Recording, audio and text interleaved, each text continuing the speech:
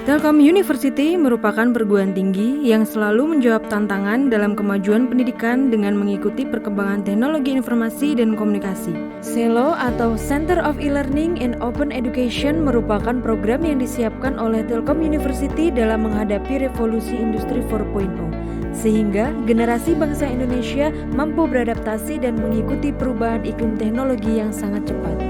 CELO menyediakan layanan yang mampu menjadi ekosistem bagi model pengembangan pembelajaran yang baru bagi Telkom University, di mana terdapat 3 fokus utama dalam program CELO, yaitu Learner Excellence, Teacher Excellence, dan Institutional Excellence.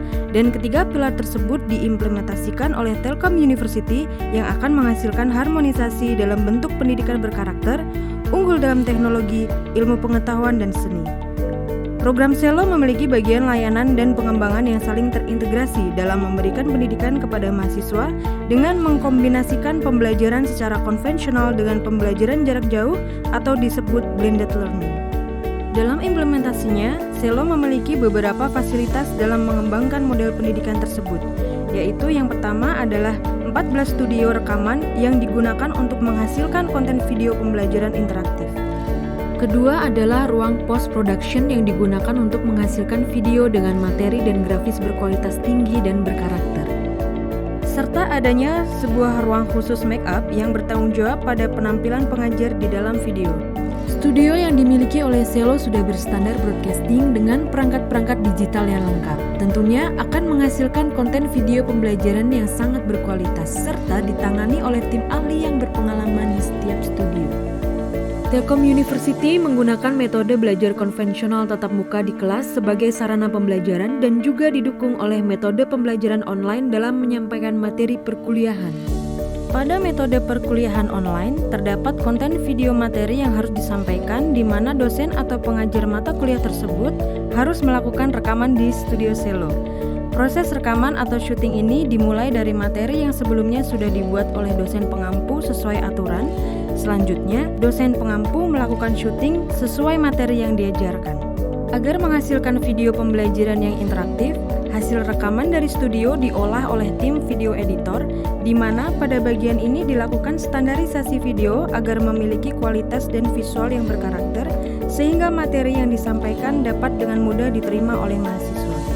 CELO menyediakan layanan yang memfasilitasi mahasiswa agar dapat melakukan perkuliahan dimanapun dan kapanpun melalui jaringan internet yang disebut e-learning. Pada layanan ini, mahasiswa dapat melihat materi yang diberikan oleh dosen pengampu baik dalam bentuk dokumen maupun video, serta terdapat konten lain dalam mendukung materi pembelajaran seperti forum diskusi, buku ajar, link referensi, serta dapat mengerjakan kuis yang sudah disediakan oleh dosen. Dengan adanya e-learning tersebut, mahasiswa sudah terlebih dahulu mengetahui materi yang terdapat pada perkuliahan, sehingga dosen pengampu bisa melakukan evaluasi di kelas tatap muka selanjutnya. Telkom University bersama CELO akan selalu memberikan layanan dan model pengembangan pembelajaran yang dibutuhkan oleh generasi mendatang.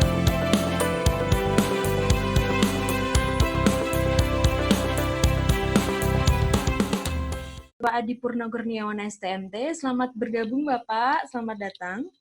Selamat siang, Anissa. Dan tentunya saya tidak lupa juga untuk menyapa peserta yang hari ini telah bergabung ya, yang tentunya berasal dari berbagai kota dan provinsi di seluruh Indonesia. Selamat datang, selamat bergabung pada High School Webinar Series Telkom University. Tema ke-9 yaitu hari gini masih jadi gamers, bikin game dong. Nah, hari ini pasti sangat seru sekali, namun sebelumnya, mari bersama-sama kita mendengarkan lagu Indonesia Raya.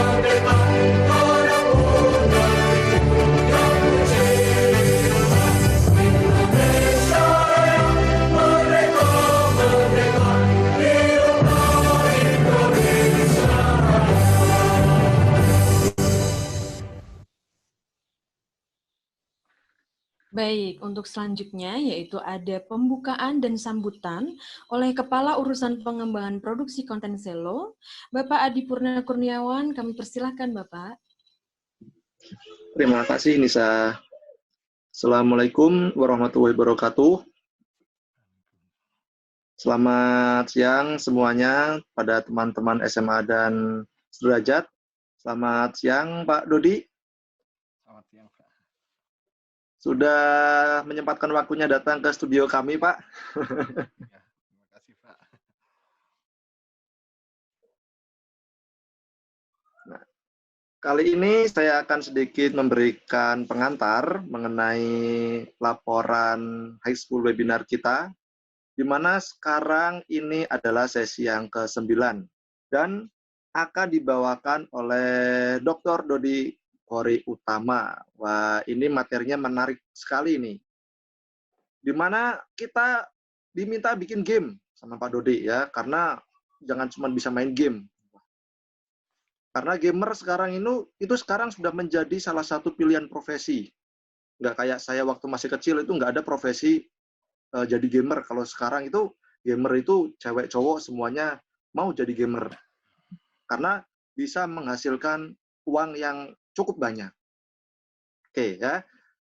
Nah, total pendaftar untuk sesi kali ini ada 238 dan sebarannya ada yang dari Singapura 1 orang, dari Papua Barat 1 orang, dan paling banyak masih di Jawa Barat. Baik, untuk mempersingkat waktu, silahkan kalian mencari posisi yang nyaman, dan selamat menyaksikan webinar seri kali ini. Terima kasih. Baik, terima kasih Pak Adi.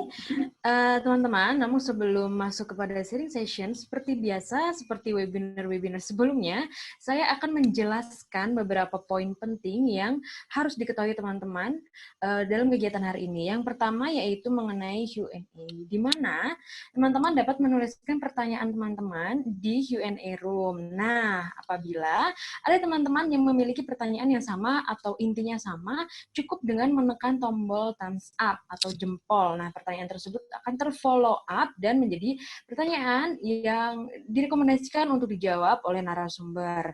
Selain itu, seperti webinar sebelumnya juga, akan ada 5 door prize berupa pin SMB Telkom University, di mana PIN SMB Telkom University dapat digunakan untuk mendaftarkan diri mengikuti seleksi dalam penerimaan mahasiswa baru di Telkom University. Untuk lebih jelasnya atau lebih lengkapnya, ingin kepo-kepoin lagi gimana sih SMB Telkom University sekarang ini sedang ada ujian apa sih, ada dibuka apa sih atau gimana gitu. Nah, teman-teman dapat membuka website resminya di smb.telkomuniversity.ac.id. Nah, selain itu, saya juga mengingatkan nanti teman-teman yang mengikuti kegiatan hari ini setelah selesai wajib mengisi feedback, di mana feedback merupakan salah satu syarat untuk mendapatkan e-sertifikat. Nah, gimana ngisinya, Kak? Gitu kan.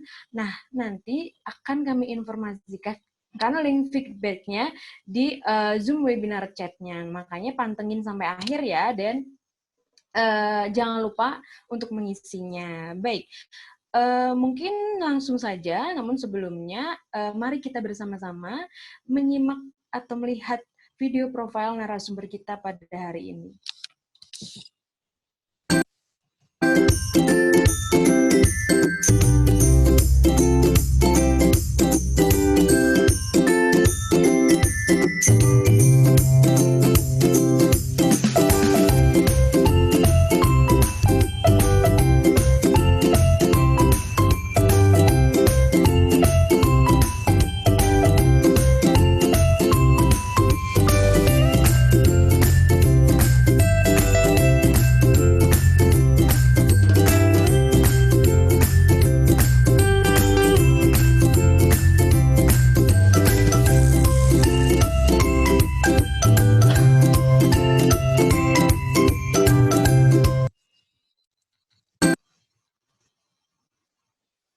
Baik, mungkin langsung saja Pak Dodi, dipersilahkan Bapak. Ya, Bismillahirrahmanirrahim. Assalamualaikum warahmatullahi wabarakatuh. Waalaikumsalam warahmatullahi wabarakatuh. Selamat pagi rekan-rekan semuanya. Pada hari ini kita berkumpul bersama untuk mencoba untuk mendiskusikan dan membahas mengenai tema hari ini, yaitu hari ini masih jadi gamer, bikin game dong. Nah, tadi mungkin sudah sempat sempat dituliskan biodata diri saya. Jadi secara garis besar saya ini dari SMA, ini dari SMA Negeri 1 Kota Bogor sebelumnya. Siapa tahu di sini ada yang dari Bogor. Terus lalu saya melanjutkan S1 saya di Teknik Informatika di STT Telkom. Waktu itu namanya masih STT Telkom, terus berubah menjadi Institut Teknologi Telkom dan sekarang menjadi Telkom University. Nah, saya melanjutkan S2 di Biomedical Engineering dan S3 di Biomedical Engineering juga. Nah, kemudian muncul pertanyaannya, loh, kok bisa? Ini pembicaranya kayaknya nggak ada hubungannya sama game deh. Jadi kalau misalnya kita tarik mundur, kenapa saya menjadi pembicara di sini, lebih waktu itu Pak Rektor meminta saya bertanya, Dot, kamu suka main game kan? Iya, suka. Ya udah kalau gitu jadi pembicara. Nah, jadi latar belakang saya ditarik menjadi pembicara hari ini ya karena memang saya hobinya ngegame. Saya main game mungkin dari TK sampai sekarang pun walaupun saya masih ngajar, saya masih main ngegame untuk setiap hari menyempatkan diri untuk main game. Ya, jadi mungkin untuk rekan-rekan di sini, teman-teman SMA dan SMK dan sederajat, ini email saya, hobi saya ngegame, ini game-game favorit saya, Final Fantasy series. Kalau misalnya yang suka main bola, bisa kita main PES dan main FIFA bareng. Dan saya juga penggemar seri game Assassin's Creed. Dan kalau misalnya peserta di sini siapa tahu ada yang mau menantang saya, silakan add saya di Steam dan di Origin di ID saya Kori Utama. Ya, jadi di sini saya menjadi pembicara karena memang game ini bisa dibilang adalah passion saya. Nah, ini peralatan tempur saya sehari-hari kalau saya ngegame. Saya masih main game sampai sekarang, sehari itu masih saya alokasikan setidaknya malam atau sore. Nah, sekarang kalau misalnya kita bicara game. Nah, sebenarnya game ini apa? Karena kadang-kadang sudut pandang kita pun terpecah-pecah, game ini apa sih? Kalau misalnya kita bilang game ini ya sebenarnya kalau misalnya kita ambil dari bahasa Inggrisnya permainan. Loh, permainan. Ya permainan mah sudah ada dari zaman dulu, tapi kalau misalnya kita spesifik, sekarang game ini digital. Sudah masuk era-era digital dari zaman-zaman saya lahir tahun 90-an sampai sekarang ya game ini memang jadi mengarah kepada sesuatu yang digital dan dimainkan istilahnya di perangkat televisi atau apapun. Nah, terus kemudian yang jadi masalah adalah beberapa waktu ini sering banget kita mendengarkan bahwa, aduh, game ini punya efek buruk. Hati-hati, anak kalau main game nanti punya dampak buruk, ada 7 nih. Nanti kalau anak main game ini jadi pecinta kekerasan. Nanti kalau misalnya anak main game terus kecanduan, waduh ini gimana? Nah, intinya banyaklah yang menyatakan bahwa men-state bahwa, wah game ini buruk, game ini jelek, game ini efeknya nggak baik. Saya sebagai gamer nggak terima sebenarnya. Jadi memang sebenarnya kalau misalnya kita lihat segala sesuatu itu ada positif, ada negatifnya. Dan begitu juga dengan game. Jadi game ini kalau misalnya kita bilang membawa efek negatif, iya betul, ada efek-efek negatifnya, tapi efek positifnya pun tidak sedikit. Ada banyak sekali efek-efek positif kalau kita main game. Seperti sebagai contoh, saya sehari-hari main game ini termasuk membantu untuk saya berpikir lebih jernih, berpikir lebih baik, dan berpikir lebih berinovasi lah. Jadi banyak inovasi-inovasi saya yang sebenarnya juga lahirnya dari game. Nah, terus kemudian kenapa ada yang bilang, wah game ini efeknya buruk sekali bagi anak-anak, wah game ini nggak bagus, game ini bisa memberi efek-efek kekerasan dan sebagainya. Sebenarnya kalau misalnya kita bilang, kenapa game itu bisa jadi buruk, ini adalah seperti ini. Jadi kesalahan terbesar orang tua di dunia game adalah seperti yang saya tampilkan saat ini. Jadi kesalahan banyak orang tua itu, saya sering banget baca artikel bahwa orang tua menyatakan, wah main game ini buruk, bisa membuat ini. Nah, saya pun kadang-kadang menjawab, ya sebenarnya orang tuanya memperhatikan rating di gamenya nggak? Game itu sama seperti film, jadi ada ratingnya, ada untuk anak-anak, ada untuk setiap orang, ada untuk 10 tahun ke atas, untuk remaja, ada yang 17 tahun ke atas, ada yang masih belum diinikan, ada yang untuk dewasa.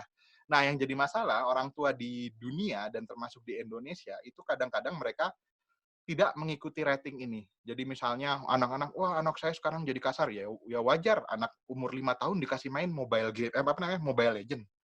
Anak umur 7 tahun mainnya PUBG. Ya kalau misalnya kita lihat PUBG itu ratingnya ada tulisannya, ada teen, ada mature dan sebagainya. Nah, kalau misalnya kita tidak memperhatikan ini, ya makanya efeknya itu menjadi buruk. Nah, kalau misalnya kita bisa mengatur dengan baik, termasuk orang tua, ya siapa tahu di sini ada yang menonton orang tua, yang mulai berhentilah menyalahkan game dan coba introspeksi ke diri kita sendiri bahwa apakah kita sudah melewati kesalahan-kesalahan ini.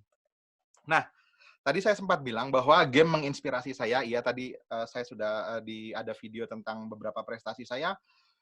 Prestasi saya rata-rata itu juga lahir dari game juga karena banyak yang saya lakukan di dunia game itu menginspirasi. Kayak misalnya saya pernah membuat sistem namanya Brainstat. Brainstat ini aplikasi untuk memantau kalau misalnya orang berkendara terus kemudian ngantuk, terus habis itu aplikasi ini akan mengingatkan. Saya dapat inspirasinya dari game loh itu, game lagi nyetir, terus habis itu tiba-tiba ada yang mengingatkan kondisi orang. Nah, ini kemudian saya dapat dari game. Terus habis itu saya juga ada bikin smart home teknologi, itu semuanya saya dapat inspirasi dari game. Jadi kalau misalnya bisa dibilang, salah satu efek positif game itu adalah memberi inspirasi. Karena game itu dibangun dengan imajinasi, efek positifnya pun bisa menginspirasi kalau misalnya kita melakukannya dengan baik dan benar. Nah, tapi bukan berarti menjadi pembenaran. Wah, ya udah dah saya nge-game aja. Enggak juga. Saya punya sebuah cerita. Cerita ini mungkin terjadi di tahun 2011. Waktu itu saya baru istilahnya baru jadi dosen di awal di IT Telkom waktu itu, terus kemudian setahun kemudian jadi Telkom University. Saya punya mahasiswa. Nah, mahasiswa saya ini sebutlah namanya siapa ya? Misalnya Andi, walaupun nama aslinya bukan Andi. Jadi si Andi ini dia mahasiswa saya. Karena waktu itu saya masih baru jadi dosen awal-awal, istilahnya saya masih ngekos waktu itu masih single dan sebagainya, saya ngekos. Nah, waktu itu saya sekosan sama si Andi ini kebetulan yang menjadi mahasiswa saya. Terus saya lihat Andi ini IPK-nya itu 0, sekian. Kalau misalnya di SMA kan kadang-kadang di universitas juga ada kayak raport yang diterima setiap semester. 0, itu mungkin kalau misalnya kita konversi ke raport SMA itu nilai rata-ratanya mungkin 3 sampai 4. 3 sampai 4 aja nilainya. Artinya rendah banget kan? Itu bisa bahkan si Andi ini hampir terancam DO. Saya ingat sekali dia waktu itu tahun pertama saya lihat. Terus habis itu saya lihat ini Andi kenapa ya dia istilahnya kok kuliahnya kok IPK-nya hancur, nilainya hancur-hancur banget. Terus saya lihat kebiasaannya sehari-hari. Kerjaannya dia ternyata cuma 2.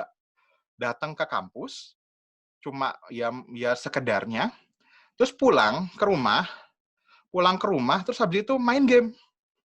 Terus aja gitu setiap hari. Pulang, kuliah, main game, karena main gamenya ekstrim banget. Terus akhirnya dia pas di kuliahan nggak konsentrasi. Dia main game. Akhirnya pada di suatu titik, dia istilahnya udah hampir dapat surat peringatan DO waktu itu. Saya ingat sekali dia di akhir tahun pertama. Terus habis itu saya datengin kamarnya. Indi, lu kenapa sih? Nilai lu kok hancur-hancur banget sih? Terus habis itu, ya passion gue bukan di sini, Pak, katanya gitu kan. Passionnya dia bukan di situ. Passion gue adalah ngegame, katanya. Passion dia adalah ngegame.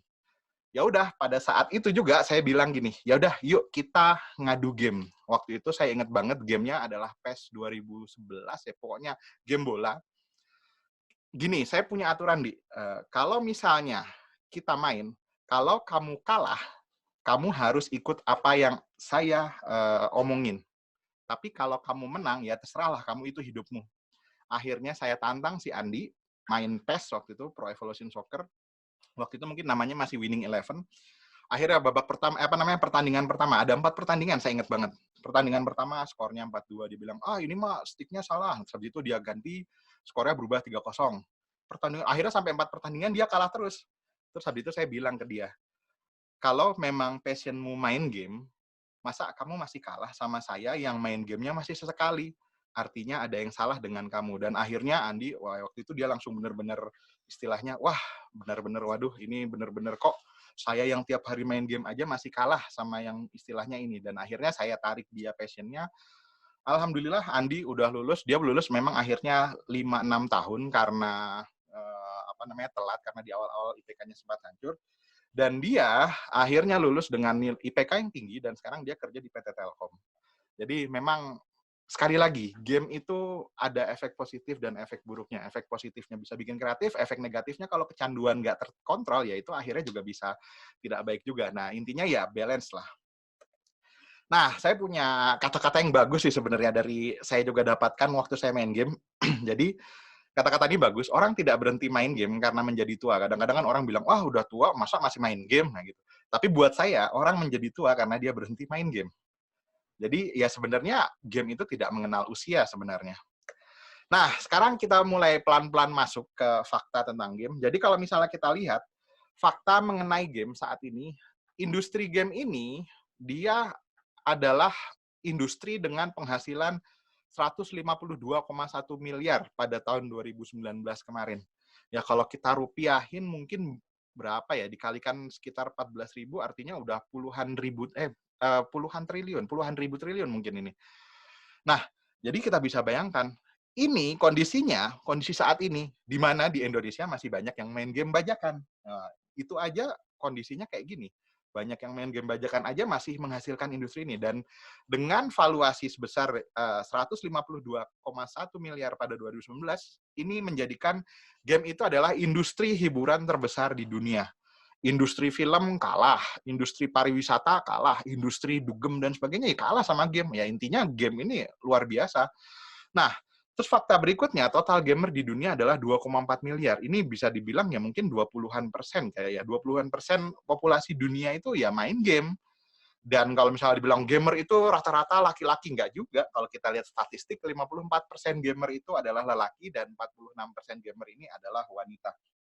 Jadi, kalau misalnya kita lihat game ini adalah mulai pelan-pelan menjadi sesuatu yang luar biasa. Menjadi sesuatu yang istilahnya dahsyat sekali karena waktu awal-awal orang bikin game di tahun 70-an mungkin tidak ada yang menyangka bahwa kemudian game ini akan menggusur film-film. Bahkan biaya produksi game di saat ini, game dengan produksi termahal yang pernah ada itu ada dua, yaitu ada GTA 5 dan Red Dead Redemption 2. Itu biaya pembuatannya jauh di atas pembuatan film termahal yang pernah ada, yaitu film Avatar yang dibuat oleh James Cameron. Artinya games ini udah mulai dianggap, wah serius banget ya, berarti dia udah benar-benar luar biasa. Nah, di sini kita mulai pelan-pelan masuk ke teknis ya. Teknis, kan temanya tadi main game, masa masih main game? Buat game dong. Nah, sebenarnya saya bukan pembuat game total, saya masih membuat game sesekali aja ya, kadang-kadang hobi. Jadi, sejarah saya membuat game itu dulu karena waktu saya sampai SMP, saya ngerasa, aduh kok ini kok main game bosen gitu. Maksudnya kalau misalnya kita sebagai gamer itu ada di suatu saat itu bosen. Bosen tuh karena udah main ini ya udah bosen, monoton itu aja. Atau kadang-kadang kegampangan, nggak dapet lawan dan sebagainya. Akhirnya saya mendapat tantangan, kok saya penasaran ya di belakang game itu apa ya. Waktu itu akhirnya waktu SMP, pas SMA itu saya belajar pelan-pelan gimana cara membuat game. Terus habis itu pas kuliah, sebenarnya saya waktu S1 itu sebenarnya saya nggak ada hubungannya mau masuk informatika dan lain-lain. Jadi game itu memang benar-benar adalah sesuatu yang saya bilang hobi. Saya sebenarnya ingin jadi dokter, tapi saya sayangnya buta warna, akhirnya saya nggak jadi dokter, akhirnya masuk ke informatika melanjutkan passion game ini. Nah, ketika saya masuk informatika sebenarnya ya nggak bisa bikin game dengan baik juga. Akhirnya perlahan-lahan diinikan, dan akhirnya mulai tahu, tapi ternyata saya menemukan dunia lain selain game, yaitu saya sekarang memang konsentrasinya di biomedik. Ya mungkin tema biomedik kemarin sudah dibahas oleh Pak Ahmad Rizal. Nah, oke. Jadi alur pembuatan suatu game ini ada 4 alur besar pembuatan suatu game ini. Yang pertama, ide dan konsepnya. Terus yang kedua, ini pengerjaan gamenya, teknisnya. Terus tahap ketiga ini testing dan evaluasi. Dan tahap yang keempat ini adalah tahap pemasaran. Jadi gamenya jadi, dijual. Nah, kita coba bahas satu-satu. Nah, di dalam ide dan konsep, tahapan pertama, ide dan konsep, ini ada 4 tahapan yang menurut saya basic sekali. Yang pertama itu menentukan ide dasar cerita. Jadi gimana yang akan menjadi cerita dalam sebuah game, Jadi ini adalah titik awalnya, ceritanya kayak gimana, latar belakang gamenya kayak gimana. Nah, ini menjadi sesuatu yang sangat mendasar. Terus yang kedua, menentukan tipe game. Karena kalau misalnya kita udah dapat cerita, kita kemudian menentukan mau jadi puzzle kah, kayak misalnya kayak mau puzzle, mau first person shooter kah, mau jadi game olahraga kah, mau jadi game RPG atau game apa. Ini harus ditentukan di awal, karena kalau misalnya kita memilih salah satu, otomatis mekanisme-mekanisme ke depannya akan berbeda. Nah, terus kemudian setelah dapat tipe gamenya, ini kemudian menentukan mekanismenya. Mekanisme itu bagaimana interaksinya, apakah pakai touchscreen, apakah pakai stick, atau pakai keyboard dan mouse, apakah pakai misalnya pakai, kalau misalnya kalian punya Switch itu pakai controllernya Switch, dan lain-lain. Nah, terus kemudian membuat desain awal. Desain awal ini masih sangat kasar, bahkan sering sekali ini dilakukannya di dalam kertas. Nanti kita akan coba lihat pelan-pelan beberapa demo-demo tentang pembuatan game. Jadi ini adalah 4 tahap. Pertama, menentukan ide dasar ceritanya. Dasar cerita ini yang sangat kuat. Terus menentukan tipe gamenya seperti apa.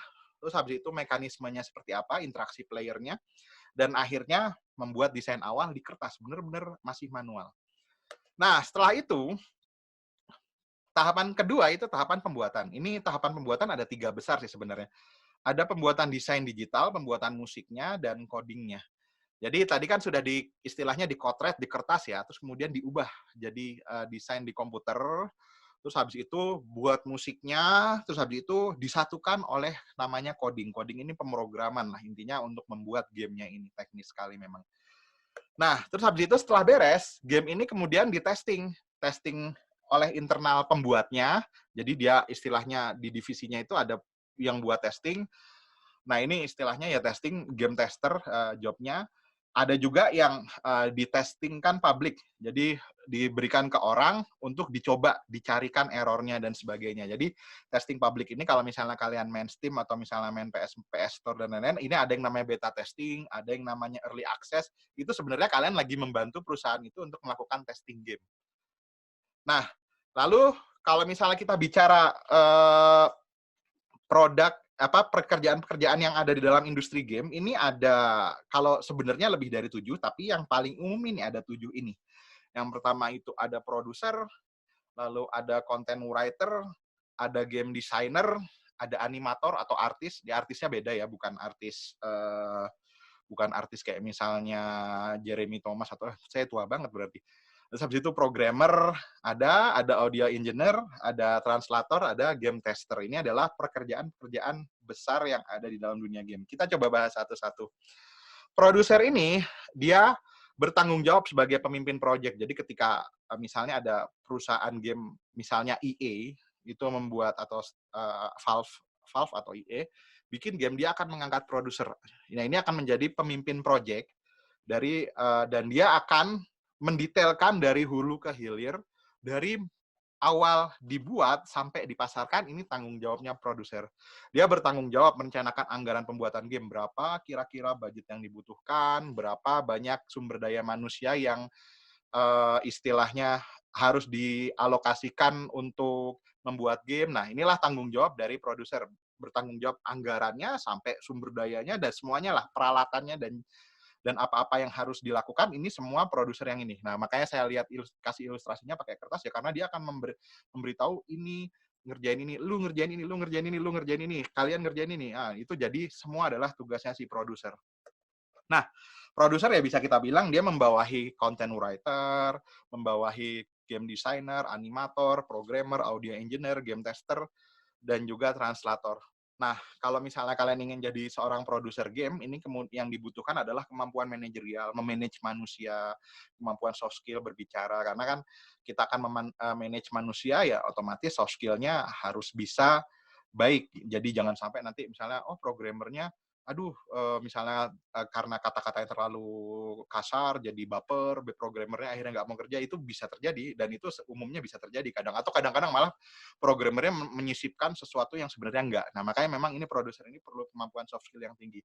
Dan dia juga harus memiliki kemampuan teknis, jadi bisa dibilang walaupun dia tingkatannya tinggi, dia harus mengerti kemampuan teknis dari hampir semua bidang yang menjadi staf bawahannya. Jadi dia harus mengetahui gimana content writing yang bagus, mendesain yang bagus, animator itu dia harus punya kemampuan-kemampuan teknis ini agar dia bisa memanage resource sumber dayanya dengan baik. Nah, lalu pekerja kedua ini adalah content writer. Ini bertanggung jawab dengan semua konten tulisan di sebuah game. Jadi benar-benar segala sesuatu konten tulisan di game ini menjadi tanggung jawabnya si content writer ini. Dari mulai alur ceritanya dari ujung sampai akhir, alur cerita maju mundur dan lain-lain, ini semuanya content writer. Nah, lalu dia juga yang bikin naskah dialog. Jadi kalau misalnya bikin game RPG, ini content writer ini menjadi orang yang istilahnya bekerja paling keras karena teksnya akan sangat banyak sekali. Nah, ini perlu kemampuan menulis yang baik dan kemampuan bercerita karena kan intinya kita akan mengambil sudut pandang ketiga, sudut pandang pertama, dan juga butuh imajinasi. Nah, yang berikutnya ini adalah animator atau artis. Ini bertugas untuk membuat segala objek-objek atau aset visual di dalam sebuah game. Jadi dia yang bikin sekali lagi animator ini bukan artis, misalnya bukan kayak artis-artis misalnya kayak Sandra Dewi, bukan kayak gitu. Tapi ini benar-benar karakter. Jadi ini benar-benar seperti dia itu adalah art. Jadi dia benar-benar seninya. Jadi dia animator. Dia membuat objek visual. Jadi dia ngedesain karakternya, benar-benar digambar, mendesain levelnya kayak gimana, terus habis itu animasinya bagaimana. Ini dia sebenarnya yang membuat. Jadi dia harus punya kemampuan seni, bisa menggambar, dan otomatis harus bisa desain 3D dan 2 dimensi. Nah, ini saya lupa tambahkan 2 dimensinya. Nah, lalu ada game designer. Loh, bedanya apa sama yang tadi, apa bedanya artis sama game designer? Nah, kalau artis tadi dia hanya membuat misalnya di kertas atau hanya benar-benar istilahnya hanya bikin konsepan awalnya, nah semuanya lanjutnya adalah yang mengerjakan adalah game designer. Jadi istilahnya awalnya si artis itu bikin konsep gambar yang bagus dan lain-lain, nah yang mengubah itu menjadi sesuatu yang nyata di dalam game ini adalah game designer. Jadi dia harus menentukan konsep gamenya, desain gamenya secara keseluruhan, apa yang harus dikerjakan oleh animator, dan musiknya seperti apa, ini ada di dalam pekerjaannya game designer. Kadang-kadang ini suka ketukar antara artis dan game designer.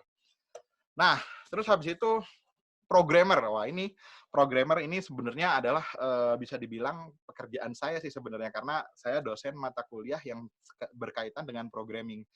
Jadi memang programmer ini tugasnya adalah melakukan pemrograman atau coding agar game ini bisa dimainkan di komputer kita, atau di konsol, di PS kita, di Xbox, atau di Switch kita, atau di konsol-konsol yang lainnya.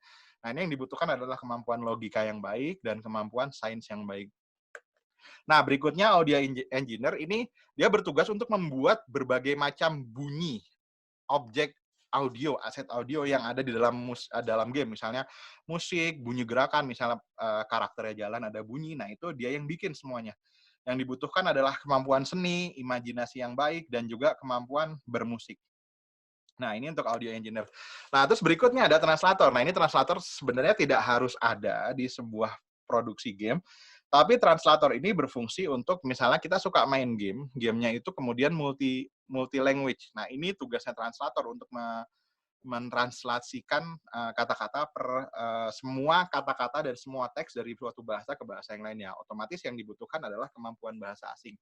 Jadi kalau bikin game itu kita bisa lihat bidangnya macam-macam, dari manajemen, bahasa, seni, teknis, sains, dan lain-lain. Nah, terus habis itu, ini nih kadang-kadang ada pekerjaan yang namanya game tester. Game tester ini kerjaannya mencoba game di berbagai macam skenario, dari A sampai Z, dia harus cobain semuanya. Jadi kalau misalnya gamenya itu punya berbagai macam fasilitas, dia harus nyobain semua fasilitas ini. Dia harus memberi feedback dan nyari error. Kalau misalnya ada error, oh ini errornya di sini, oh kekurangannya di sini. Nah, yang dibutuhkan adalah 2 hal. Yang pertama, skill bermain game yang jago, karena jangan sampai jadi game tester, terus ketika difficulty-nya paling susah, terus habis itu dia kalah terus, dia akhirnya menyalahkan gamenya karena sebenarnya ya dianya aja nggak berskill gitu kan. Nah, jadi memang game tester ini ada 2 yang dibutuhkan, skill bermain game yang jago, sama nggak mudah bosan. Kenapa nggak mudah bosan? Karena game tester ini harus mencoba semua fasilitas yang ada di game. Jadi kalian bayangin kalau misalnya dia main The Sims, itu harus nyobain semua hal. harus nyobain dari alat A sampai Z. Kalau dia main GTA, dia harus nyobain, harus ngejelajahin semua titik di petanya. Kalau dia main The Witcher juga sama, dia harus menjelajahi semuanya. Jadi harus dicobain semuanya. Nah, kalau misalnya ada error, dia harus ngelaporin. Dan ketika errornya udah dibenerin, dia harus nyobain itu lagi. Dia harus mengulangi lagi pekerjaannya. Jadi mutlak dua skill ini harus dimiliki, yaitu skill bermain game yang jago dan dia nggak boleh mudah bosan. Nah, jadi kalau misalnya tadi kita berbicara tentang istilahnya pekerjaan-pekerjaan yang ada di dalam dunia game, nah terus pertanyaan berikutnya muncul. Lalu kalau saya mau bikin game, skill set apa aja yang harus saya miliki untuk bisa membuat sebuah game? Nah, kalau misalnya saya kumpulkan, ini ada 5 hal. Ada imajinasi, ada kemampuan visual, ada kemampuan sains. Waduh, kok ada kemampuan sainsnya? Terus habis itu logika dan pemrograman, dan kemampuan audio. Jadi ini adalah 5 hal yang harus dimiliki. Kalau misalnya, bukan 5 hal yang harus dimiliki ya, tapi skill set yang setidaknya, kalau misalnya kalian mau bikin game utuh, skill set 5 ini setidaknya harus ada di dalam diri kalian. Nah, skill set yang pertama ini adalah imajinasi ya, karena imajinasi ini akan menentukan bagaimana bentuk suatu game secara keseluruhan. Bagaimana ceritanya, bagaimana memainkannya, bagaimana cara interaksinya, dan mekanisme yang lainnya lah. Jadi ini semua bermula dari imajinasi. Jadi benar-benar imajinasi ini adalah ujung tombaknya banget. Jadi nggak melulu hal teknis. Nah, ini adalah contoh-contoh imajinasi ini berkaitan dengan cara memainkannya, ceritanya, interaksinya gimana, mekanismenya gimana, dan sebagainya. Nah, ini adalah contoh game-game yang memiliki imajinasi yang baik. Ini ada Half-Life Alyx, ini adalah game yang dimainkan, game tembak-tembakan, tapi kita pakai virtual reality, dan ini adalah salah satu game terbaik yang pernah ada. Ini imajinasi yang pembuatnya sangat luar biasa tentunya. Terus ada Switch Fit, ini kalian misalnya mau main game sambil olahraga, ini juga perlu untuk berpikir sampai itu. Ini juga dulu Microsoft punya Kinect, ini ada Disco Elysium, ini adalah sebuah game detektif yang berbentuk RPG, ini juga imajinasinya butuh yang tinggi. Ada Death Stranding, ini juga butuh imajinasi yang bagus, dan ada juga GTA 5. Ini contoh-contohnya. Sebenarnya ada banyak, tapi saya ambil dari yang saya mainkan saja. Nah, terus habis itu kalau misalnya game punya imajinasi yang buruk kayak gimana? Nah, ini saya punya contoh. Ini ada game, coba kita lihat kita coba lihat dan coba kita ini game apa? Apakah ini game simulasi bus truk? Enggak, ternyata game ini adalah simulasi membersihkan jalan. Jadi kalian bikin game ini, kalian sebagai pembersih jalan. Jadi tugas kalian adalah membersihkan jalan menggunakan kendaraan yang truk pembersih jalan itu. Nah, ini masalahnya ya maksudnya emang penting, bukan berarti tidak menghargai profesinya, tapi maksudnya emang ini layak dijadikan imajinasi yang baik untuk game atau tidak. Nah, ini game ini kemudian direview dan ratingnya hancur sekali.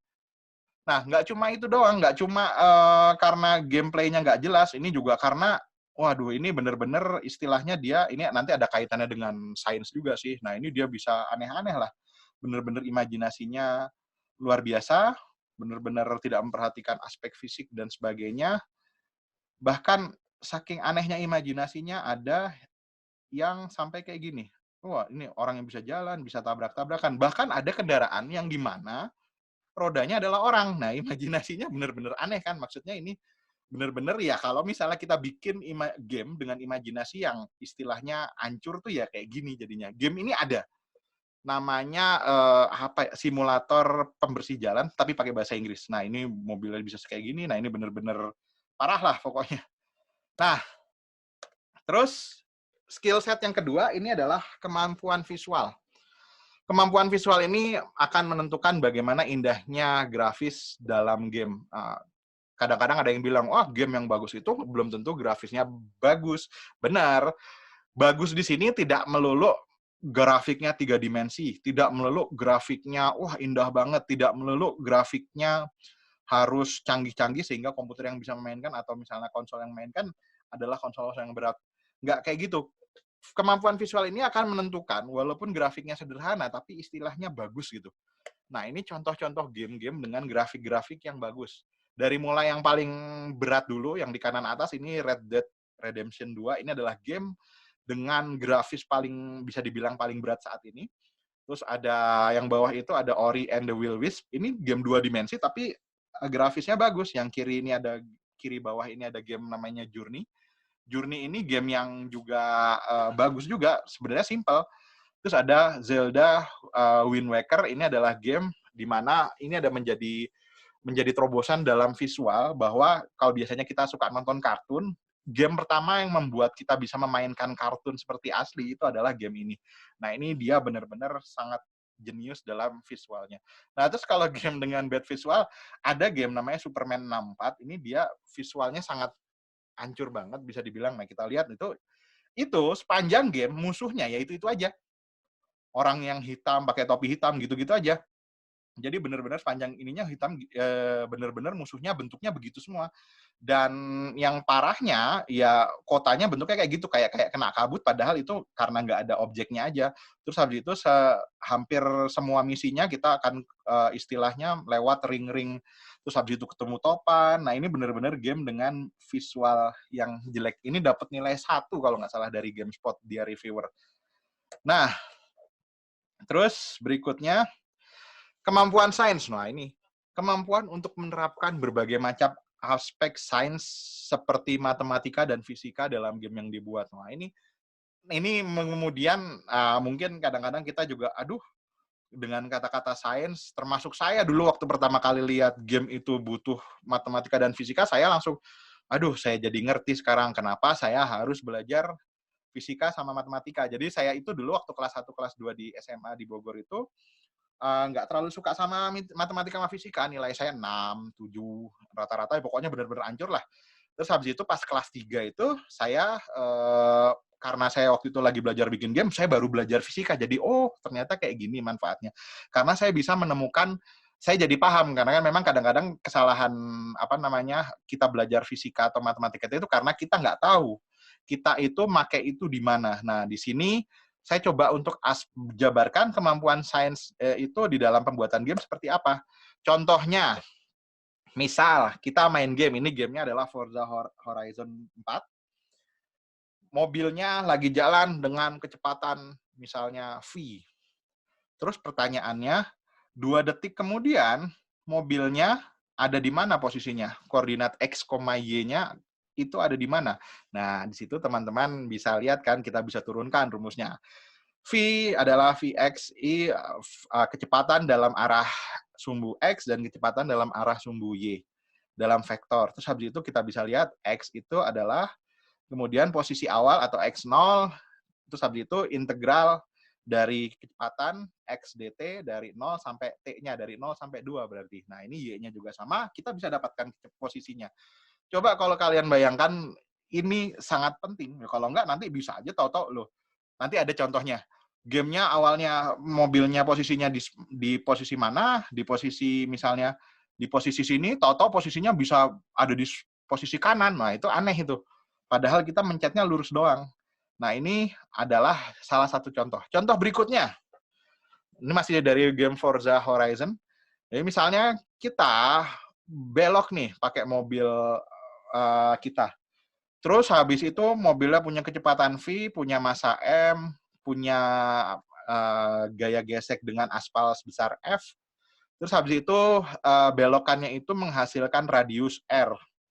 Maka kita bisa hitungkan gaya sentripetalnya mv kuadrat per R. Nah, nanti terus kita bikinkan, ini menentukan dia bakal kebalik atau enggak mobilnya adalah, kalau gaya sentripetal lebih besar dari mobilnya, maka gaya gesek aspalnya, maka mobilnya pasti terbalik. Nah, ini juga kemampuan sains. Nah, berikutnya. Nah, misalnya kita main game tembak-tembakan. Main game tembak-tembakan. Nah, game tembak-tembakan ini pakai pistol, terus habis itu kita ngarahin, sudutnya dengan tangan kita adalah theta.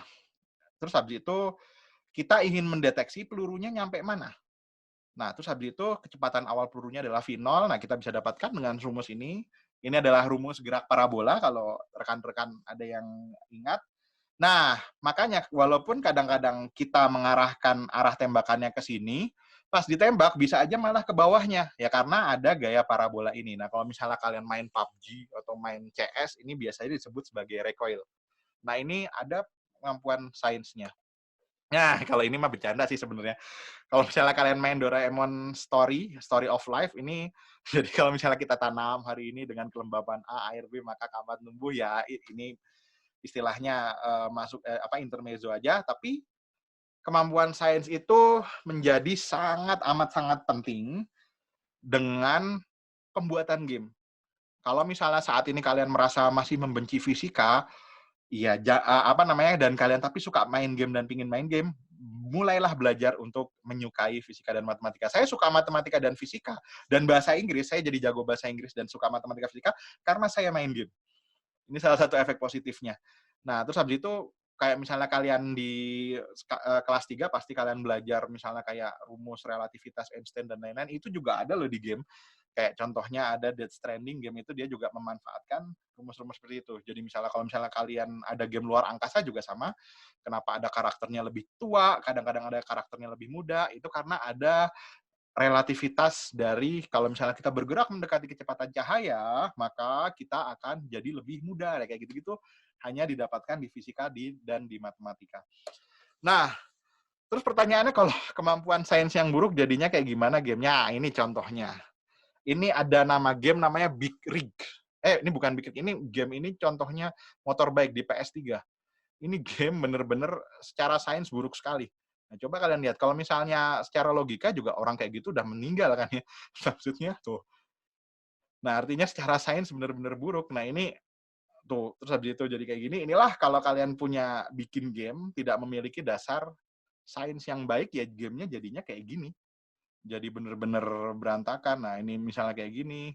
Terus kita lihat lagi contoh-contoh yang lainnya. Nah, ini bisa jatuhnya kayak begini. Ini bener-bener game yang tidak memperhatikan kaidah sains lah.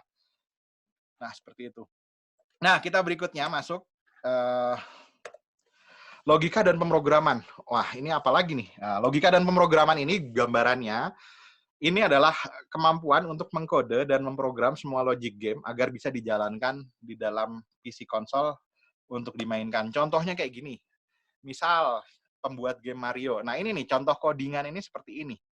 Di kiri ini ada kelas Mario. Ini menggambarkan dari si Mario-nya. Si Mario punya nyawa bertipe INT. INT itu angka integer. Status tipenya INT, statusnya apakah Mario itu gede, kecil, atau kecil sekali. Nah, terus poinnya berapa, tingginya dia berapa, lebarnya berapa, posisinya koordinat X, Y, karena kan di sini kan ada koordinat X, ada koordinat Y-nya. Nah, kalau dia jalan, maka koordinat X-nya maju ke depan. Kalau nginjek gimana? Kalau mati gimana? Kalau dia nembak api gimana? Nah, ini contoh lainnya lagi, kelas kura-kura. Kura-kura punya nyawa, punya status, sama. Dan kalau misalnya dia jalan, dia akan maju secara koordinat X, dan kalau dia mundur, dia bisa minus. Nah, seperti itu. Ini adalah contoh pemrograman di dalam game ini, salah satu contohnya. Nah, pemrograman dalam logika lainnya apalagi? Nah, contohnya ini game FPS. Game FPS ini ada istilah yang namanya AI, Artificial Intelligence. Jadi misalnya dalam kondisi kayak gini, ini ada jagoannya, di kirinya ada musuh, di depannya ada musuh. Nah, ini kita petakan seperti ini. Nah, terus kemudian, pernah kan kalian main game, ada milih level easy, normal, hard, very hard, itu sebenarnya yang membedakan di sini. Jadi, if level easy, maka musuhnya udah diem aja, ya kita jadi mudah ditembak sama si jagoan. If level easy, jika levelnya easy, maka diam aja. Jika levelnya normal, ya dia nggak diem aja, tapi dia nembak, tapi nembaknya entah kemana lah, pokoknya nembak sembarangan. Nah, terus habis itu, if level sama dengan hard, then tembak jagoannya langsung. Jadi misalnya kalau levelnya hard, ya udah langsung tembak jagoannya.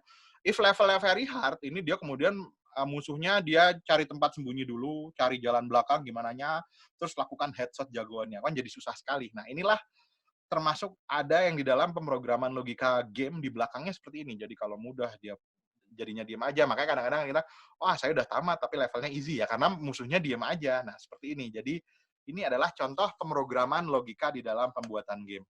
Nah, kalau game logika dan pemrogramannya buruk, jadinya kayak gimana? Jadinya kayak gini nih. Ini game namanya Big Rigs. Tuh lihat. Tuh, jembatannya nembus ke bawah. Ini tuh, yang mainin aja sampai, "Hah, kenapa nih?" Ini dia pemrogramannya dia nggak mikirin ini. Nah, ini juga ini gabungan sih fisikanya udah hancur, terus habis itu tuh tahu-tahu muter-muter sendiri. Ini karena logikanya nggak ini. Jadi kayaknya dia if ketemu misalnya jeglukan apa ya, polisi tidur dan dia berubah-ubah arahnya malah jadi kayak gini ya, kayak gitu-gitulah. Nah, terus tahu-tahu bisa aja. Nah, kayak gitu. Ini adalah kalau misalnya game dengan pemrograman yang buruk.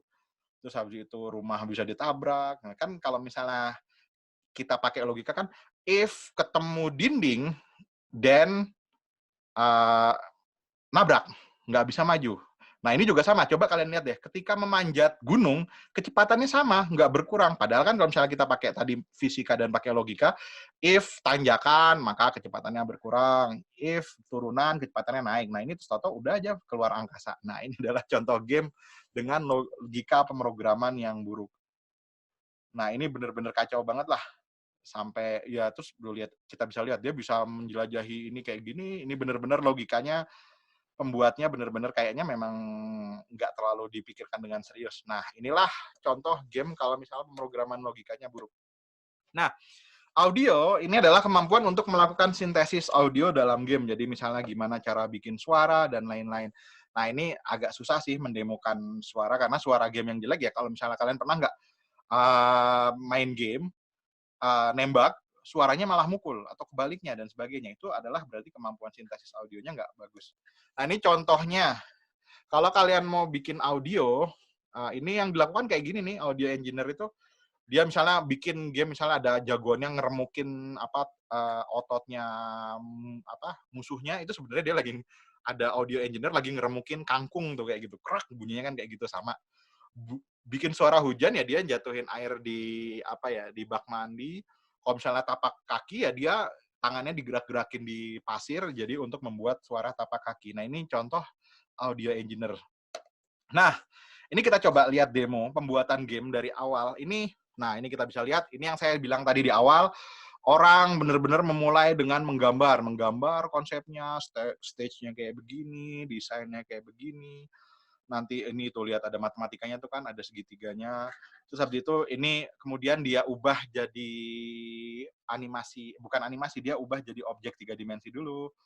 Ini masih objek statis, nggak bisa bergerak-gerak, dia bikin desainnya. Terus habis itu dia perbanyak pohon dan sebagainya. Nah, terus habis itu ini udah mulai proses coding. Wah, itu yang tadi saya if. Nah, ini dia contoh coding tadi. Yang tadi saya bilang ada kelas. Nah, ini proses codingnya kayak gini. Proses codingnya seperti ini. Terus habis itu dilihat, nah ini udah bisa digerak-gerakin nih kameranya. Udah bisa digerak-gerakin. Objek-objeknya bisa milih-milih. Pohonnya bisa digeser kanan-kiri. Ukuran layarnya bisa diubah. Ini proses codingnya ketika code. Terus proses berikutnya dia lanjutkan lagi code-nya, dia tambahkan dengan interaksi, dia ukuran tanahnya sekian. Nah, terus habis itu jadi level yang dinamis. Terus dilanjutkan lagi, sekarang udah ada tombol-tombol ininya, bisa dipencet-pencet, ini codingan lagi. Kalau mouse-nya ngeklik, apa yang dilakukan. Kalau misalnya ini ngeklik, apa yang dilakukan. Nah, ini semua diatur semua melalui kode program. Nah, sehingga ketika diklik jadi bisa gerak. Nah, terus habis itu dia mulai ini game sim builder bisa kayak SimCity tapi ini juga bisa lingkungan hidup, bisa ekosistem. Nah, ini jadi terus habis itu dibuat simulasinya. Nah, udah mulai kebentuk nih, udah mulai ini. Nah, terus pas sudah jadi kayak gini, pas sudah jadi. Nah, kita bisa lihat. Nah, jadinya kayak gini. Ini untuk salah satu contoh ekosistemnya. Nah, ini adalah contoh proses pembuatan game benar-benar dari awal sekali sampai lanjut akhirnya. Jadi benar-benar kita melihat prosesi-prosesi pembuatan game dari mulai di code di kertas sampai di coding. Nah, ini semuanya kayak gini. Nah, ini jadi game yang sangat maju. Kita bisa lihat, bisa melakukan evolusi tanaman dan lain-lain. Ini semuanya dilakukan semua di situ. Nah, Terus habis itu semuanya bisa dilakukan sendiri nggak? Saya bilang jawabannya sebenarnya game yang bagus itu tidak dilakukan oleh satu orang. Jadi nggak ada satu orang bikin game yang dilakukan satu orang itu bisa dibilang nggak ada. Tapi memang ada orang-orang yang istilahnya sangat geek banget ya, sangat sangat passionate untuk bikin game. Dia bikin game sendirian. Kalau kalian tahu ada Stardew Valley, ini kayak Harvest Moon, game bercocok tanam. Bahkan game Stardew Valley ini bagusnya, saya udah main, lebih bagus dari main Harvest Moon. Lebih banyak interaksinya, terus habis tanamannya lebih banyak, yang bisa dilakukan jauh lebih banyak daripada di Harvest Moon. Ini orangnya namanya Eric Baron. Eric Baron ini dia bikin game ini semuanya 5 tahun. Jadi dia bikin game 5 tahun, dia bikin benar-benar dari nol, dari kertas, dia bikin desainnya, dia bikin codingannya, dia bikin musiknya sendiri, dan lain-lain. Terjadi nih 5 tahun, terus sekarang si Eric Baron ini jadi miliarder dia, karena gamenya laku keras. Di iPhone, Android kalian ada, di komputer ada, di Switch ada, di PS4 nggak tahu, kayaknya ada, terus habis itu di komputer juga ada. Terus game yang berikutnya Minecraft. Minecraft ini adalah game dengan pemain dan jumlah istilahnya pembeli terbanyak yang ada saat ini. Perusahaan awalnya namanya Mojang. Mojang ini sebelum jadi perusahaan sebenarnya yang bikin Marcus Alexej Persson ini. Jadi si Marcus ini awalnya dia bikin game, ya udah saya pingin game kotak-kotak.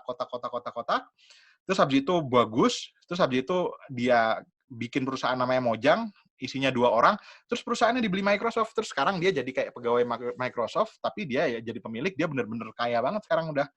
Jadi kalau misalnya ditanya apakah bisa bikin sendiri, ya bisa, dan yang dibutuhkan ya semua yang tadi dilakukan itu. Nah, jadi ini adalah gambarannya.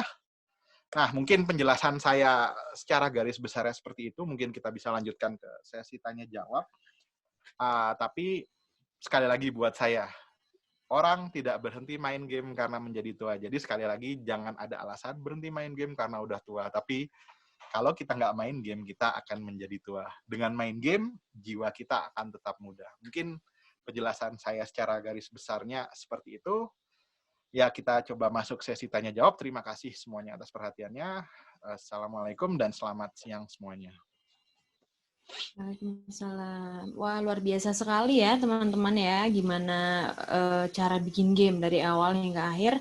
Nah, mungkin langsung saja ya Pak, kita masuk ke sesi tanya-jawab. Di sini sudah ada 14 pertanyaan yang masuk.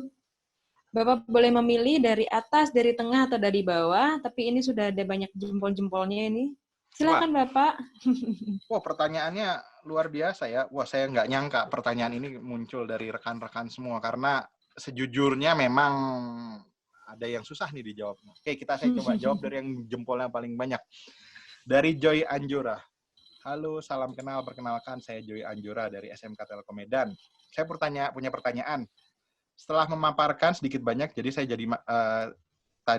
saya makin bingung, Pak. Sebenarnya game developer itu apa? Apakah keseluruhan orang yang dipimpin oleh seorang produser adalah game developer? Kalau iya, berarti game developer itu bukannya perorangan, melainkan kesatuan yang membuat gamenya. Oke, seperti yang saya jelaskan, memang kita coba saya share screen lagi.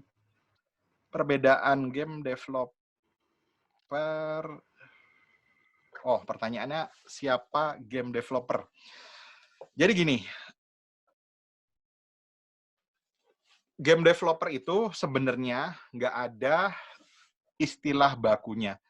Jadi kalau misalnya ada entitas atau ada kelompok orang yang bikin game, itu bisa dibilang dia adalah game developer. Nah, jadi kalau misalnya kalian punya kelompok orang yang isinya adalah yang isinya adalah programmer, content writer dan lain-lain, dan kalian bikin game, maka bisa dibilang kalian adalah game developer. Nah, terus kemudian apakah keseluruhan orang yang dipimpin seorang produser tadi adalah game developer? Bisa dibilang iya. Jadi gini, game developer itu adalah entitas, kelompok, bisa juga perusahaan yang bersatu untuk membuat game. Nah, karena mereka bersatu, mereka kemudian membagi tugas, si A ini, si B ini, si C ini, si D ini, si E ini, terus kemudian jadilah game. Itu adalah game developer. Nah, terus kemudian ada juga game developer yang dibentuk dari perusahaan game. Maksudnya gini, kayak misalnya Electronic Arts. Electronic Arts itu dia membuat kelompok-kelompok kecil. Ada kelompok yang menangani misalnya Battlefield 1. Ada yang menangani Battlefield ini, ada yang menangani FIFA, ada yang menangani misalnya Sport, The Sims, dan lain-lain. Need for Speed, dan lain-lain. Nah, karena itu semua adalah game developer yang bekerja untuk EA. Jadi kayak gitu.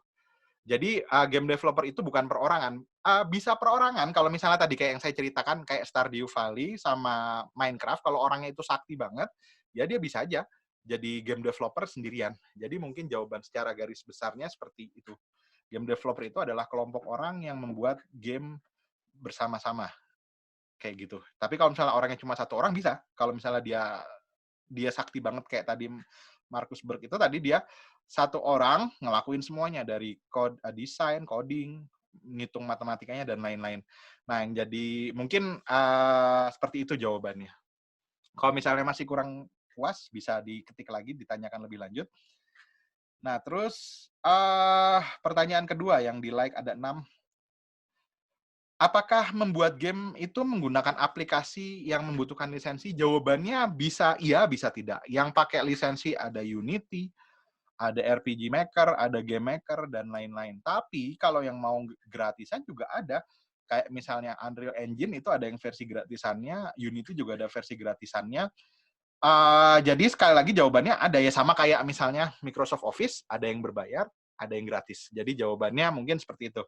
Pembuatan game ada yang butuh lisensi, ada yang nggak butuh lisensi.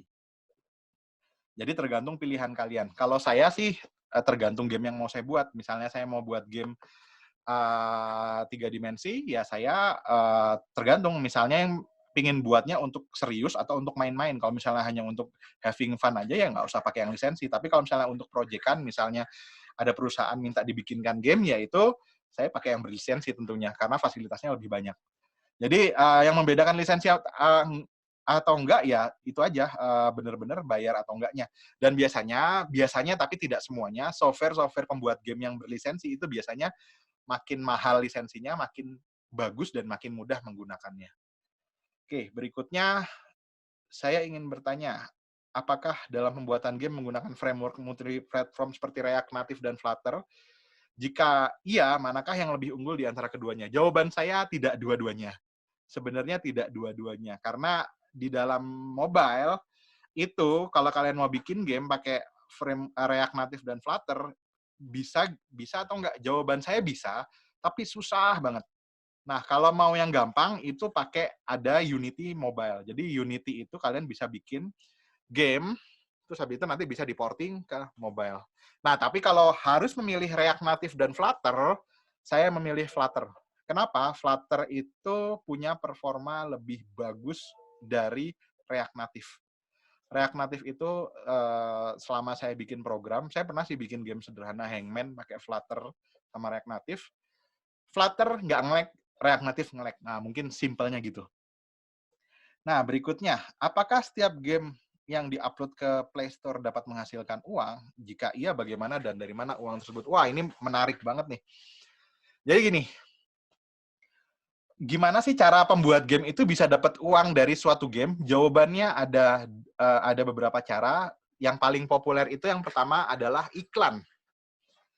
Jadi, kalian bikin game, disisipin iklan. Nah, kan kadang-kadang tuh sering kayak misalnya anak saya main game, misalnya main Subway Surfer, itu ada iklannya, keklik tuh. Nah, pas keklik itu, si pembuat game dapat uang dari yang punya video. Misalnya videonya adalah misalnya video Binomo, kayak gitu-gitu, itu yang iklan-iklan. Nah, itu nanti dapat uang, karena istilahnya kan Binomo naruh, bukan cuma Binomo sih, misalnya ada pasta gigi dan lain-lain, dia naruh iklan di game. Terus habis itu kalau misalnya videonya ditonton, itu dapat lisensi. Ya sama kayak YouTuber lah. Cuma bedanya ini ada di dalam game. Nah, itu yang pertama. Skenario pertama adalah melalui iklan. Nah, makanya kalau nggak heran kan di Play Store, pas zaman awal-awal dulu Play Store, itu kalau misalnya kalian bikin main game, itu gamenya dikit banget loh iklannya. Tapi bayar. Misalnya harga 100.000, 150, 50, 30.000, 3.000, kayak gitu-gitu. itu dia murni dapat dari, ini salah satu mekanisme juga, beli game. Jadi ketika kalian naruh game di Play Store, itu nanti setiap ada yang beli itu 40% milik Play Store, 60% jadi milik kalian. Jadi misalnya harganya 100.000, kalian dapat 60.000 dari setiap gamenya. Itu mekanisme yang kedua. Ada yang dua-duanya digabungin tuh, udah bayar ada iklannya. Nah itu emang agak asem sih developernya. Maksudnya kan kita udah bayar masih dikasih iklan juga. Nah, terus yang ketiga, yang paling ngetren ini sekarang adalah in-app purchase. Atau misalnya, kalau bahasa ini ya gacha.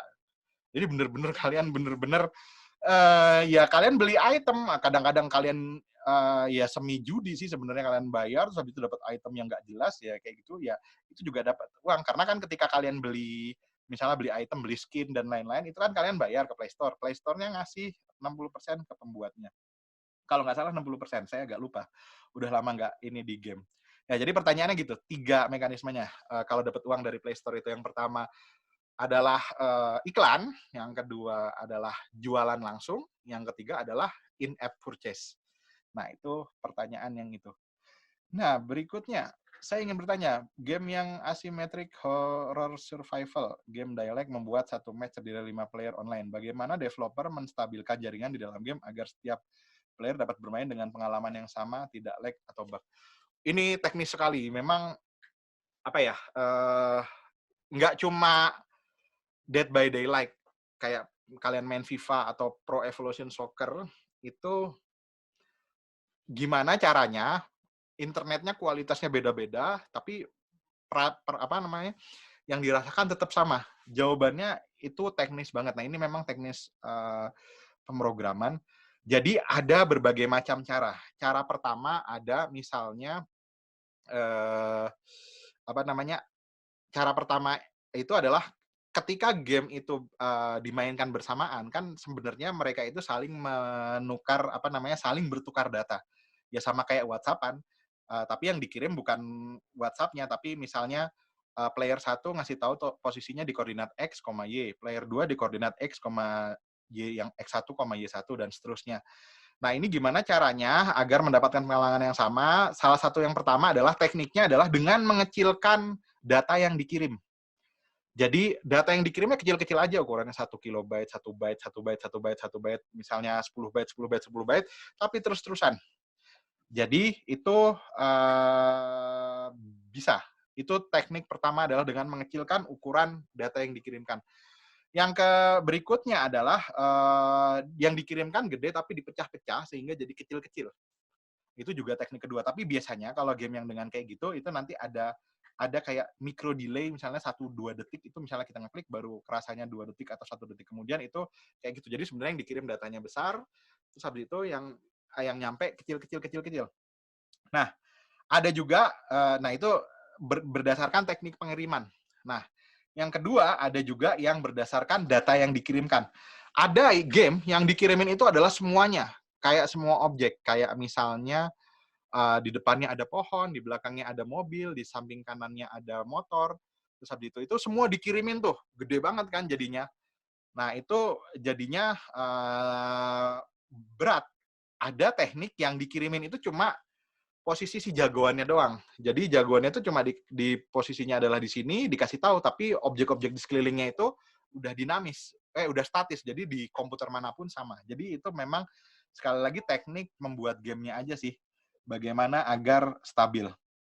Terus berikutnya, apakah membuat game harus menggunakan bahasa Java? Dari Louis, dari SMA Sultan Agung, Pematang Siantar.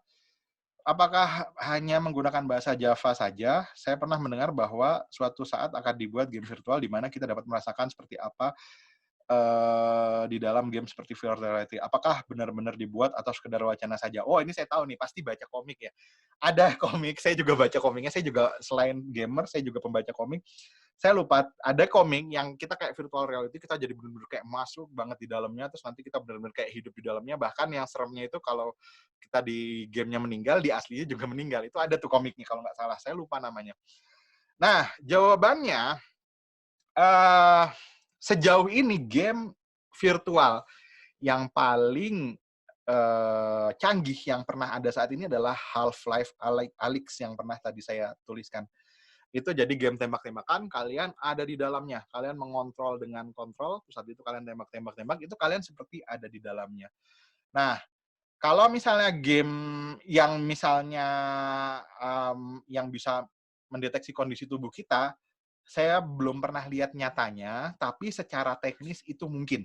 Loh kok bisa mungkin? Gimana cara mendeteksi detak jantung kita? Jadi nanti kalian akan pakai virtual reality, kalian akan pakai sensor jantung EKG dan juga sensor denyut jantung. Terus juga akan ditempelin kayak elektroda elektroda itu kayak logam-logam. Jadi kayak misalnya kalau misalnya karakternya dipegang di sini, nanti elektroda itu kayak nyetrum badan kita, ya seolah-olah kayak disentuh.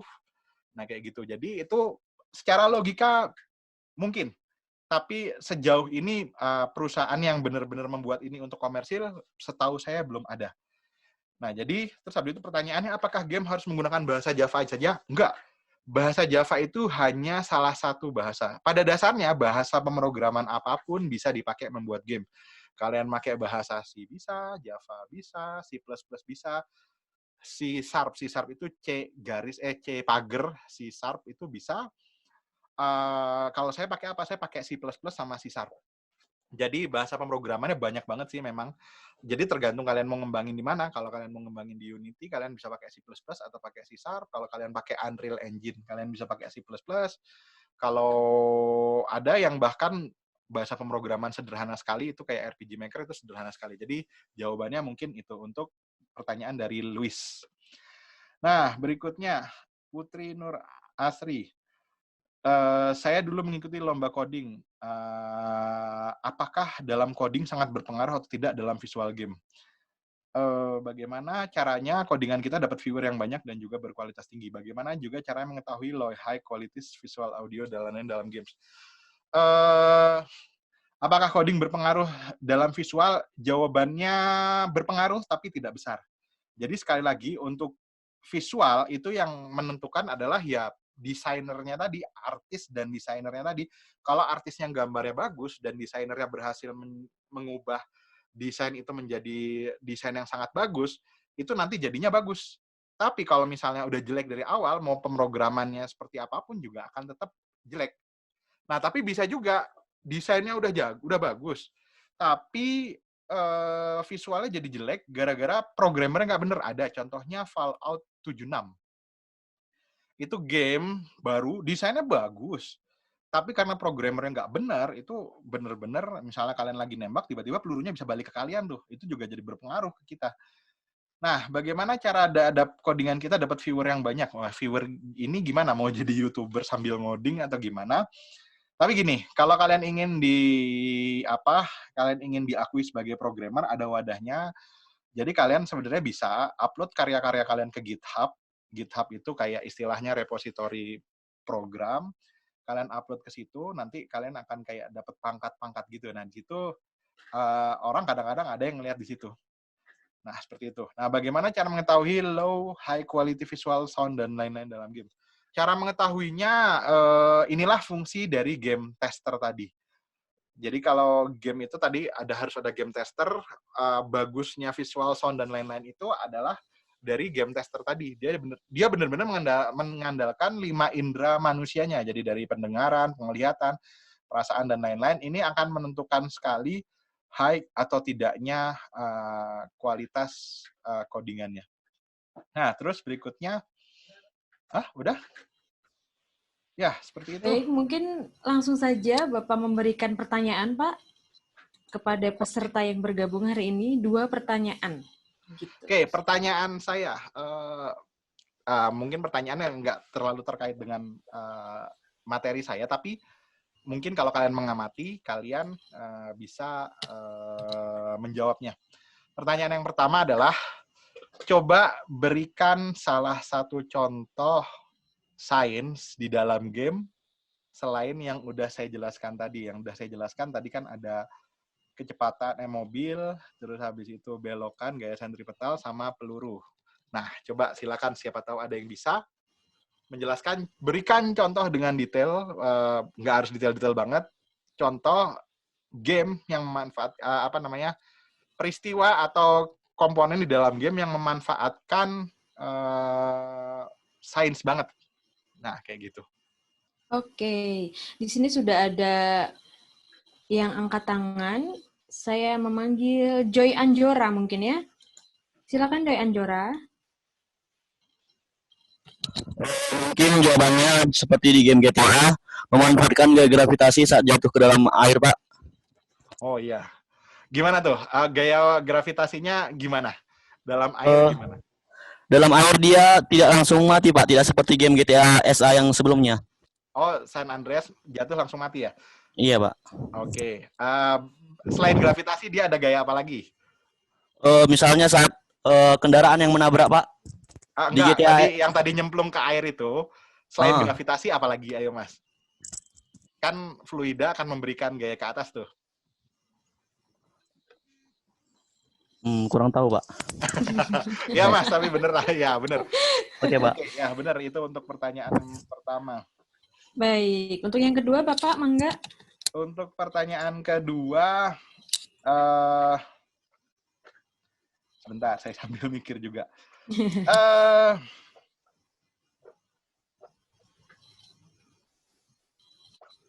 Dari semua tipe genre game, menurut rekan-rekan, ya dari tipe genre game, dari kayak action, RPG, sport, dan lain-lain, tipe game mana yang kira-kira paling susah dikerjakan? Jawabannya belum tentu, semua jawaban bisa benar, tapi kalian berikan alasannya. Dari semua tipe genre game yang ada, action, sport, RPG, dan lain-lain, tipe game apakah yang menurut rekan-rekan paling susah dikerjakan, dan paling susah dan paling rumit, tapi kalau misalnya dan sertakan alasannya apa? Baik, di sini sudah ada 3. Mungkin bisa saya panggilkan, ini ada Anissa Mawarsari. Silakan Anissa. Nah, jadi kalau misalnya menurut saya itu, kalau misalnya dari seluruh genre yang ada di game, itu yang paling susah tuh kalau genre yang kayak misteri sama puzzle gitu loh. Oke. Terus dicampur sama action juga. Alasannya? Ya, jadi kadang kita misalnya butuh mau nge-unlock suatu map kan, atau ruangan yang selanjutnya. Terus kita harus sambil nyari puzzle, tapi di situ kita juga dikejar-kejar waktu atau dikejar-kejar sama killernya atau hunternya gitu. Jadi si jagoannya tuh mempunyai waktu yang sempit, dengan bersama juga harus memiliki pemikiran buat nyelesain puzzle tersebut atau misteri. Oke, kalau secara teknisnya Mbak, misalnya karena kombinasinya banyak, karena apanya apa, nah itu gimana? Itu secara yang memainkan kan ya? Nah, kalau secara yang membuat kira-kira? Kalau secara yang membuat, yang sulit tuh genre yang survivor kayak gitu deh. Misalnya kayak contohnya kayak bikin grafik yang bagus kan, kayak misalnya game Far Cry 5 gitu. Kan grafiknya tuh harus dibikinnya benar-benar bagus, terus kayak versi terbarunya dari game-game Resident Evil kan sekarang ada yang udah di sama dia itu udah diperbarui grafiknya. Kalau sama yang dulu kan kayak masih 2D kayak gitulah, 3D tapi masih gak terlalu bagus kan. Kalau sekarang udah di-upgrade gitu grafiknya, jadi kayak lebih detail, terus misalnya kulit si jagoannya tuh jadi lebih smooth gitu. Terus grafik pemandangannya juga lebih detail lagi, ada bayangan-bayangan tuh. Ya, benar. Jadi memang ya boleh, alasannya logis. Jadi memang game-game action akhir-akhir ini memang harus memiliki grafik yang baik, karena kalau dia grafiknya nggak baik udah ditinggalin playernya, dan membuat grafik yang baik itu memang susah. Ya, mungkin seperti itu. Oke, selamat ya Anissa Mawarsari. Mungkin untuk selanjutnya Bapak dapat memilih 3 pertanyaan terbaik yang tadi di Q&A room. Boleh yang sudah dijawab atau yang belum dijawab. Mangga Bapak, yang ada belum 3. dijawab. Menurut saya yang bagus, sebentar saya lihat dulu.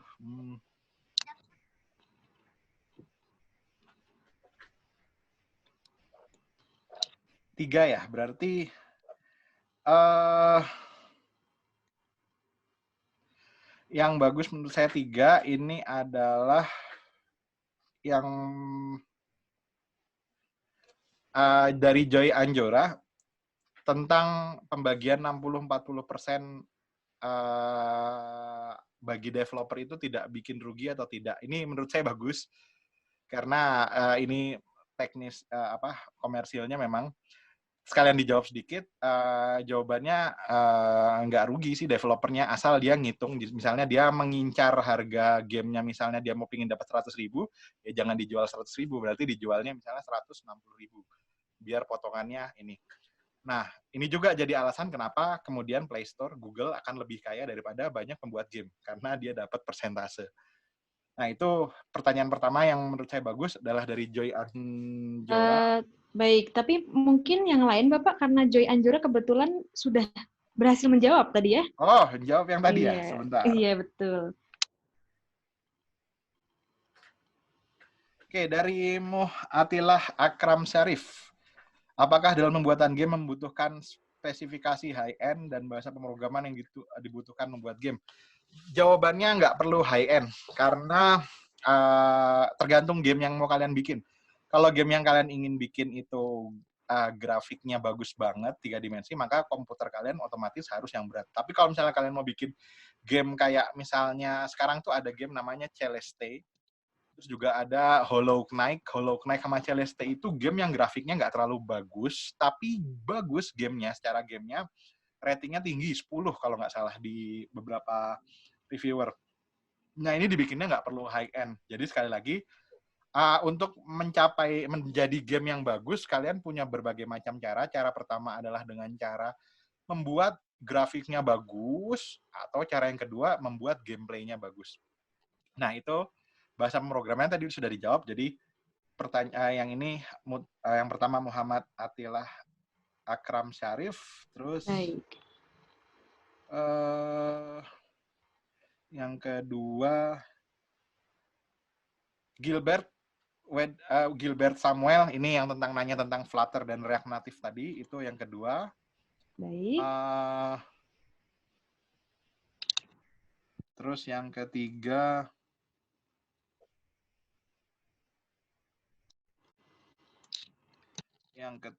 sebentar, satu lagi, soalnya hampir bagus semua sih, jadi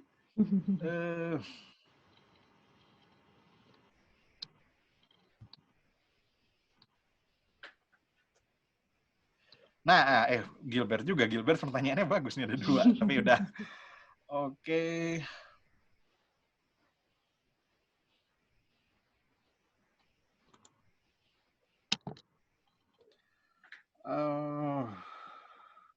Dari Putri Nur Asri Prabowo. Udah juga belum ya? Ini bagaimana cara kita menyampaikan program game kita pada produser, dan bagaimana kita manage game yang mendidik untuk zaman 4.0 ini. Ini pertanyaannya filosofis sekali memang. Bagaimana menyampaikan, jadi misalnya gini, ada perusahaan game yang bisnisnya adalah membuat game untuk dijual atau menerima pesanan game dari orang lain. Kayak gitu. Jadi kayak misalnya saya pernah dulu ada teman saya pembuat game, dia menerima pesanan dari salah satu perusahaan farmasi obat untuk bikin game yang mendidik bagaimana cara minum obat yang baik. Nah, itu cara menyampaikannya ke produser pembuatnya itu adalah ya prosesnya wawancara. Jadi misalnya mau bikin game apa sih? Gamenya ini. Gameplaynya seperti ini, karakternya ini, tujuannya ini. Nah, jadi jawabannya adalah dengan wawancara. Jadi kalau produser itu dengan pembuat game itu, dia melakukan wawancara. Terus bagaimana kita manage game yang mendidik untuk zaman 4.0 ini? Jadi memang ini masih menjadi problem sekali ya, karena kita, tadi kan saya sempat men-state bahwa salah satu problem dalam dunia game itu adalah ketika orang tua tidak memperhatikan rating. Nah, yang jadi masalah, sistem rating itu juga hanya sederhana banget. Jadi misalnya benar-benar, apakah dia anak kecil atau enggak. Kalau misalnya anak kecilnya jawab, apakah umur Anda di atas 17 tahun, terus bisa anak kecil itu jawab ya, yang itu sering terjadi, ya tiba-tiba udah aja main. Nah, menurut saya memang bagusnya kita memang harus bikin saat ini tuh harus bikin sistem verifikasi untuk memastikan bahwa anak yang memainkan game itu sesuai umurnya. Apakah misalnya kalau misalnya game di handphone terus nanti difoto mukanya dianalisis, muka orang tua atau muka anak-anak, kalau muka anak-anak maka ditolak ya kayak gitu-gitu. Jadi memang di era 4.0 ini kita butuh mekanisme verifikasi rating tadi, karena tadi saya pernah bilang bahwa rating game ini menjadi problem saat ini, tapi di satu sisi juga untuk menginikan orang juga susah mendeteksi orang, dan saat ini belum ada mekanismenya. Mungkin seperti itu. Baik, terima kasih Bapak. Luar biasa sekali hari ini pengetahuan dan wawasan yang diberikan kepada teman-teman mengenai bagaimana membuat game dari awal hingga akhir, dan banyak sekali ya informasi lainnya. Baik, hari ini yang mendapatkan door prize itu ada Atila, Gilbert, Joy, Anissa, dan Putri. Nah, untuk teman-teman yang hari ini beruntung, mohon untuk mengisi data atau biodata yang ada di Zoom webinar chat ya. Baik, mungkin itu saja. Kami juga mengingatkan untuk teman-teman mengisi feedback, di mana feedback akan ditutup hari ini pukul 5 sore. Jadi jangan terlanjur asik ngabuburit, lupa ngisi feedback gitu ya. Baik, mungkin itu saja. Terima kasih sekali lagi Pak Dodi atas sharing session-nya kali ini. Ya, sama-sama. Terima kasih juga rekan-rekan. Saya juga mengucapkan terima kasih Pak Adi telah bergabung. Luar biasa sekali ya Pak ya hari ini. Sama-sama Nisa. Terima kasih Pak Dodi. Ya Pak. Baik, begitu juga saya juga mengucapkan lagi-lagi terima kasih kepada teman-teman yang bergabung, yang mungkin juga telah join dari awal hingga akhir tema ini gitu kan ya. Tapi jangan lupa teman-teman, ada satu lagi tema yang akan dilaksanakan besok, yaitu tema ke-10. Dan saya juga mengucapkan terima kasih kepada tim Selo yang hari ini luar biasa supportnya. Akhir kata, wassalamualaikum warahmatullahi wabarakatuh. Waalaikumsalam. Waalaikumsalam warahmatullahi wabarakatuh.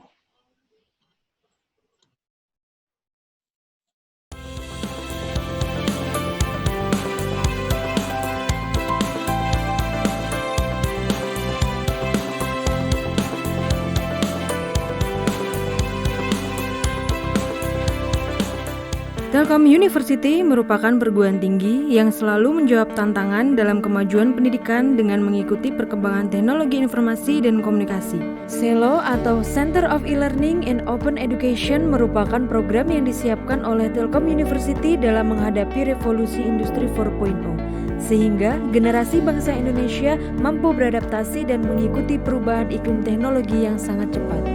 SELO menyediakan layanan yang mampu menjadi ekosistem bagi model pengembangan pembelajaran yang baru bagi Telkom University, di mana terdapat 3 fokus utama dalam program SELO, yaitu Learner Excellence, Teacher Excellence, dan Institutional Excellence. Dan ketiga pilar tersebut diimplementasikan oleh Telkom University yang akan menghasilkan harmonisasi dalam bentuk pendidikan berkarakter, unggul dalam teknologi, ilmu pengetahuan, dan seni. Program SELO memiliki bagian layanan dan pengembangan yang saling terintegrasi dalam memberikan pendidikan kepada mahasiswa dengan mengkombinasikan pembelajaran secara konvensional dengan pembelajaran jarak jauh atau disebut blended learning. Dalam implementasinya, SELO memiliki beberapa fasilitas dalam mengembangkan model pendidikan tersebut, yaitu yang pertama adalah 14 studio rekaman yang digunakan untuk menghasilkan konten video pembelajaran interaktif. Kedua adalah ruang post-production yang digunakan untuk menghasilkan video dengan materi dan grafis berkualitas tinggi dan berkarakter. Serta adanya sebuah ruang khusus make-up yang bertanggung jawab pada penampilan pengajar di dalam video. Studio yang dimiliki oleh SELO sudah berstandar broadcasting dengan perangkat-perangkat digital yang lengkap. Tentunya akan menghasilkan konten video pembelajaran yang sangat berkualitas, serta ditangani oleh tim ahli yang berpengalaman di setiap studio. Telkom University menggunakan metode belajar konvensional tatap muka di kelas sebagai sarana pembelajaran dan juga didukung oleh metode pembelajaran online dalam menyampaikan materi perkuliahan. Pada metode perkuliahan online, terdapat konten video materi yang harus disampaikan di mana dosen atau pengajar mata kuliah tersebut harus melakukan rekaman di studio SELO.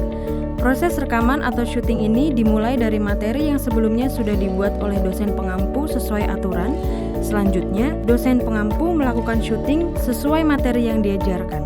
Agar menghasilkan video pembelajaran yang interaktif, hasil rekaman dari studio diolah oleh tim video editor, di mana pada bagian ini dilakukan standarisasi video agar memiliki kualitas dan visual yang berkarakter, sehingga materi yang disampaikan dapat dengan mudah diterima oleh mahasiswa. Selo menyediakan layanan yang memfasilitasi mahasiswa agar dapat melakukan perkuliahan dimanapun dan kapanpun melalui jaringan internet yang disebut e-learning. Pada layanan ini, mahasiswa dapat melihat materi yang diberikan oleh dosen pengampu, baik dalam bentuk dokumen maupun video, serta terdapat konten lain dalam mendukung materi pembelajaran seperti forum diskusi, buku ajar, link referensi, serta dapat mengerjakan kuis yang sudah disediakan oleh dosen. Dengan adanya e-learning tersebut, mahasiswa sudah terlebih dahulu mengetahui materi yang terdapat pada perkuliahan, sehingga dosen pengampu bisa melakukan evaluasi di kelas tatap muka selanjutnya. Telkom University bersama Selo akan selalu memberikan layanan dan model pengembangan pembelajaran yang dibutuhkan oleh generasi mendatang.